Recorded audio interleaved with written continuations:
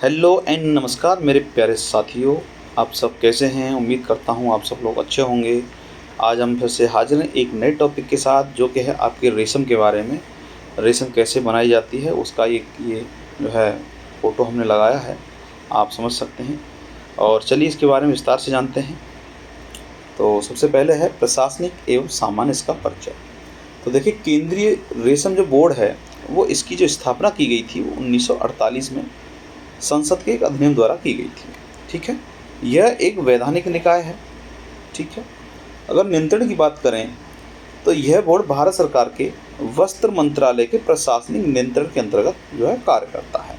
इसके अंतर्गत वस्त्र मंत्रालय के अंतर्गत अगर हम वैश्विक स्थान के बारे में हम बात करते हैं तो देखिए, रेशम उत्पादन के मामले में भारत चीन के बाद विश्व का दूसरा प्रमुख उत्पादक देश है। यानी पहले नंबर पर आपका चीन आता है और दूसरे नंबर पर आपका भारत आता है रेशम उत्पादन में। आगे बढ़ते हैं। भारत में पाए जाने वाले जो रेशम के प्रकार हैं वो 4 प्रकार के रेशम पाए जाते हैं। ठीक है, शहतूत है, आपका टसर है, ईरी और मूंगा। ये आपके 4 प्रकार के शहतूत पाए जाते हैं। तो देखिए, अगला पॉइंट आपका रेशम कीट का जो विज्ञान एवं जीवन चक्र क्या है। रासायनिक संरचना समझते हैं। तो देखिए, रासायनिक रूप से रेशम कीट की इल्ली द्वारा निकाले जाने वाले एक प्रोटीन से बना होता है। ठीक है, रेशम की कीट की इल्ली द्वारा।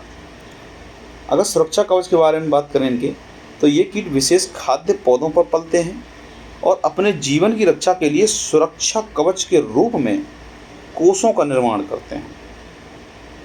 अगला है कि रेशम प्राप्ति की प्रक्रिया। अब रेशम प्राप्ति प्रक्रिया क्या है भाई, कि देखिए, व्यावसायिक रूप से लंबा और अटूट तंतु धागा प्राप्त करने के लिए कीट के जीवन चक्रों में कोषों के चरण पर अवरोध डाला जाता है।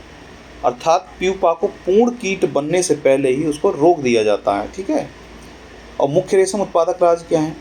प्रथम स्थान है इसका कर्नाटक, भारत का सबसे बड़ा कच्चे रेशम का उत्पादक राज्य है और यह देश के कुल कच्चे रेशम का 31.1% उत्पादन करता है। यानी कि अकेले ये 31.1% जो है पूरे देश में इस प्रदेश का जो है स्थान आता है। द्वितीय स्थान की अगर हम बात करें तो ये आपका आता है आंध्र प्रदेश, जो कि दूसरे स्थान पर आता है।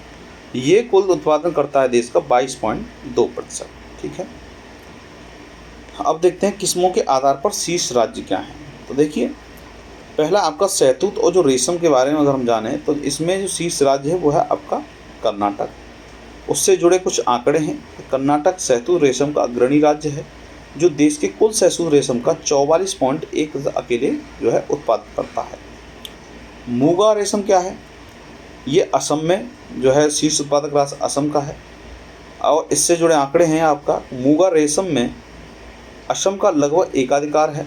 यह देश के कुल मूंगा रेशम का 82.28% उत्पादन करता है। कौन? असम। ठीक है, जो मूंगा रेशम। अगर ईरी रेशम के बारे में बात करते हैं, ये भी असम में है। ईरी जो है रेशम का भी सर्वाधिक उत्पादक असम में होता है, जो देश में कुल ईरी उत्पादन का 70.09% है।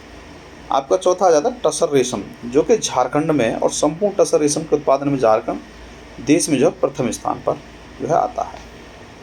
अगर हम वर्गीकरण के बाद हम बात करें टसर रेशम का, तो देखिए, टसर रेशम को मुख्य रूप से 2 भागों में विभाजित किया गया। एक है आपका ट्रॉपिकल टसर और दूसरा आपका ओक टसर। ट्रॉपिकल टसर में क्या है, इसका जो सर्वाधिक उत्पादन वो झारखंड में होता है ट्रॉपिकल टसर का। और अगर ओक टसर के बारे में बात करें तो इसका जो सर्वाधिक उत्पादन है वो मणिपुर में होता है। ठीक है, ये कुछ पॉइंट हैं, टिप्स हैं जो तुरंत रिवीजन के लिए। तो बोर्ड कब बना? 1948 में बना। प्रकृति क्या है? प्रोटीन। सबसे ज़्यादा रेशम कहाँ होता है? कर्नाटक में। मूंगा और ईरी रेशम कहाँ होता है? असम में। और टसर रेशम कहाँ होता है? झारखंड में। तो ये थी आज की क्लास। तो थैंक यू फॉर वॉचिंग और आगे तैयारी करते रहें। जय हिंद मेरे प्यारे साथियों, नमस्कार।